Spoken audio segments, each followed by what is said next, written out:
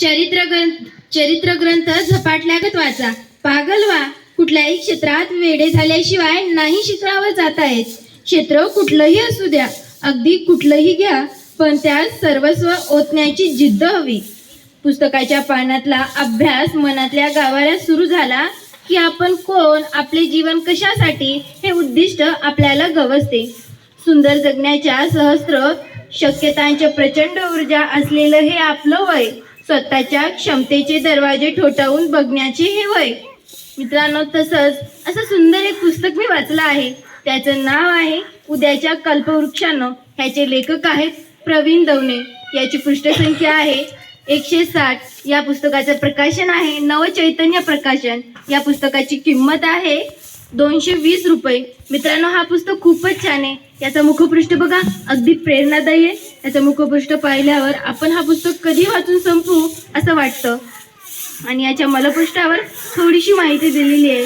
ती माहिती सुद्धा आपल्याला फार आवडते आणि हे वाचत असताना असं वाटतं की आपण ही माहिती आपल्या हृदयाच्या कुपीत जपून ठेवावी. इतकं सुंदर हा पुस्तक आहे. या पुस्तकामधले प्रत्येक पाठ म्हणजे प्रवीण दवणे सरांनी वेगवेगळ्या ठिकाणी जाऊन वेगवेगळे भाषण केलेत. ते भाषणं यामध्ये दिलेली आहेत. त्यामधून आपल्याला एक नवीन प्रेरणा निर्माण होते. आणि हे वाचत असताना आपलं जे बालपण आहे ते आपण कसं घडवलं पाहिजे, मोठे होऊन आपण कसे झालो पाहिजे हे या पुस्तकामध्ये दिलेलं आहे.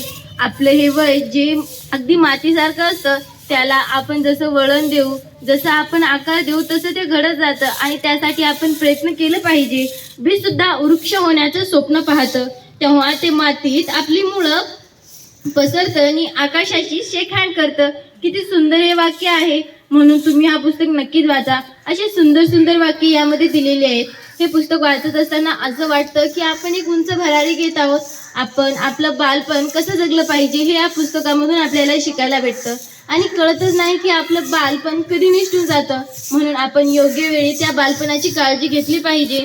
आणि आपण केव्हा मोठे होतो ते आपल्याला कळतच नाही. आणि आपल्या स्वतःमधल्या ज्या चिजा धुंडाळण्यात मज्जा येते ना, ती दुसरी कोणत्याही गोष्टीत मज्जा नाही. म्हणून आपण स्वतःचा शोध घेतला पाहिजे. आणि आपण या पृथ्वीवर का आलोत, कशासाठी आलोत आणि आपण अशीच का आहोत याचे उत्तर आपण शोधले पाहिजेत. ते आपल्या आयुष्याला नवीन वळण देणारे आहे. हे सर्व काही प्रवीण दवणे सरांनी या पुस्तकामध्ये सांगितलं आहे. आणि वेगवेगळ्या ठिकाणी वेगवेगळ्या जागी जाऊन यांनी भाषण केलेत. तसं आपण सुद्धा त्या प्रकारे भाषण करू शकतो. इतकं सुंदर हा पुस्तक आहे. आणि अर्थपूर्ण तारुण्याची उपासना या बालवयातच करायची असते. म्हणून आपण जे लहानपणी म्हणतात ना, बाळाचे पाय पाळण्यात दिसतात, म्हणून आता आपण जशी वागू तशी आपली मोठीपणी आपण काय होणार आहोत हे माणसांना कळते. म्हणून आपण यावेळी चांगल्या प्रकारे घडलं पाहिजे. पुस्तकांसाठी केलेला खर्च ही आयुष्यासाठी एक जमा आहे.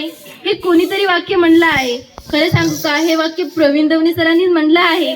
आणि इतकं सुंदर हे वाक्य त्यांनी या पुस्तकामध्ये जपून ठेवलं आहे. पुस्तक का लिहायची हे मला या पुस्तकाने सांगितलं. किती सुंदर हे पुस्तक. आणि वाचत असताना असं वाटत होतं की मी जणू एका झाडाच्या ढाळीवर घुमत आहे, त्या झाडीवर मी झोके घेत आहे. इतकं सुंदर हे पुस्तक आहे. आणि योग्य वयात ज्याला आपल्या क्षमतेचा शोध लागतो त्याचं आयुष्य उद्दिष्ट पूर्ण होतं. म्हणून या वयात आपण स्वतःचा शोध घेतला पाहिजे. 20व्या वर्षी नेमकं कळत नाही आपण 35व्या वर्षी कोण होणार आहोत, कुठे असणार आहोत, ते सारं याच वयात ठरवावं लागतं. जन्माला येताच आपल्या बाळमुठीत विशिष्ट क्षमतेच्या बिया निसर्ग देत असतो. मित्राला वयाचे बंधन नसतात, मैत्रीला वयाचे बंधन नसतात. हे वाक्य खरं आहे. अगदी मोठ्या माणसाची छोटे मुलं मैत्री करतात. अगदी आता मी 7वीला आहे तर माझे काही मित्र 1लीला आहेत. म्हणून मैत्रीला वयाचं बंधन नसतं.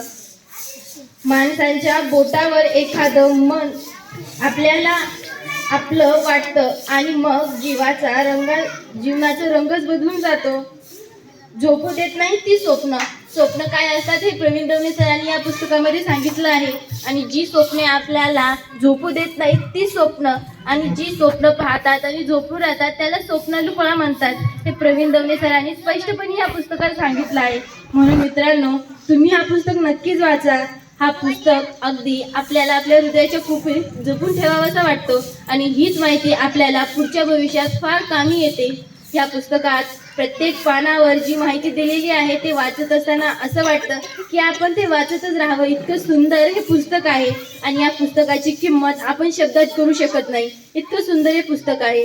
हेच पुस्तक नाही तर कोणासाठी, कुणीतरी, घडणाऱ्या मुलांसाठी, फुलण्यात मौज आहे, असे कितीतरी पुस्तके मी प्रवीण दवणे सरांची वाचले आहे. आणि हे पुस्तक वाचण्याचं विशेष कारण म्हणजे प्रवीण दवणे सर हे माझे आवडते लेखक आहे, म्हणून मी हे पुस्तक वाचलं आणि या पुस्तकाने मला इतका आनंद दिला की मी जणू त्या आनंदाच्या ढाळीवर बसून फिरत होते. मित्रांनो, नक्कीच तुम्ही हा पुस्तक वाचा. तुम्हाला सुद्धा हा पुस्तक तेवढाच आवडेल. धन्यवाद.